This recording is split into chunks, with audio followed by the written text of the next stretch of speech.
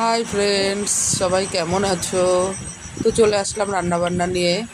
আজকে রোজ ব্রেকফাস্টটা ভাবি কি করি। আজকে একটু কচি কুমড়ো ভাজি করে দেখাবো। রুটির সঙ্গে অসাধারণ লাগে। তো একটু পাঁচফোড়ন আর শুকনো লঙ্কা ফোড়ন দিয়ে কুমড়োটা দিয়ে দেবো। এবারে ফোড়নটা একটু ভালো ভাজা ভাজা হোক। ফোড়নটা ভালো না হলে রান্নার টেস্ট আসে না।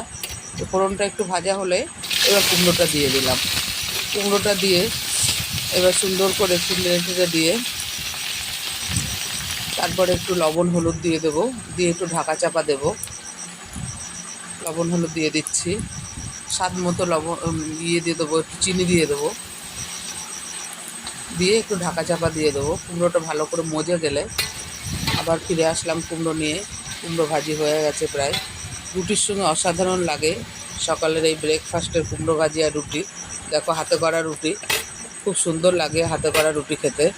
ছোট ছোট করে রুটি বানিয়ে নিয়েছি, রুটি ছাকা হচ্ছে এখন। সকালবেলা এই রুটি আর কুমড়োর ভাজি সেই লাগে খেতে, যে রুটি রান্না হচ্ছে, রুটি ভাজি হচ্ছে।